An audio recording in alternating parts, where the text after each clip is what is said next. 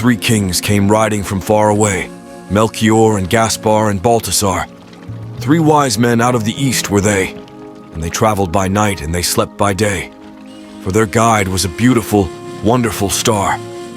The star was so beautiful, large and clear, that all the other stars of the sky became a white mist in the atmosphere, and by this they knew that the coming was near, of the prince foretold in the prophecy. 3 caskets they bore on their saddlebows, 3 caskets of gold with golden keys. Their robes were of crimson silk, with rows of bells and pomegranates and furbelows, their turbans like blossoming almond trees. And so the 3 kings rode into the west, through the dusk of the night, over hill and dell.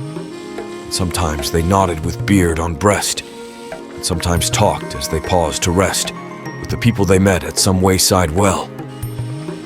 "Of the child that is born," said Balthasar, "good people, I pray you tell us the news, for we in the east have seen his star, and have ridden fast and have ridden far, to find and worship the King of the Jews." And the people answered, "You ask in vain. We know of no king but Herod the Great."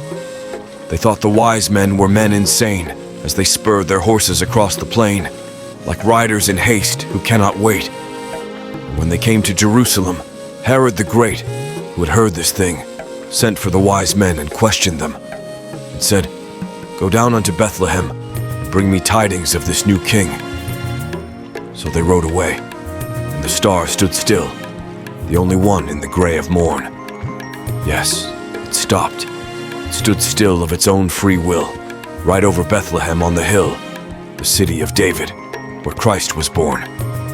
And the 3 kings rode through the gate, and the guard through the silent street, till their horses turned and neighed as they entered the great inn-yard. But the windows were closed, and the doors were barred, and only a light in the stable burned. And cradled there in the scented hay, in the air made sweet by the breath of kine, the little child in the manger lay, the child that would be king one day of a kingdom not human, but divine.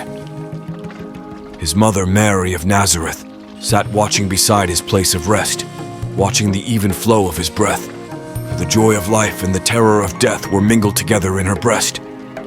They laid their offerings at his feet. The gold was their tribute to a king. The frankincense, with its odor sweet, was for the priest, the paraclete, the myrrh for the body's burying. And the mother wondered and bowed her head, and sat as still as a statue of stone. Her heart was troubled yet comforted, remembering what the angel had said of an endless reign and of David's throne. Then the kings rode out of the city gate, with a clatter of hoofs in proud array.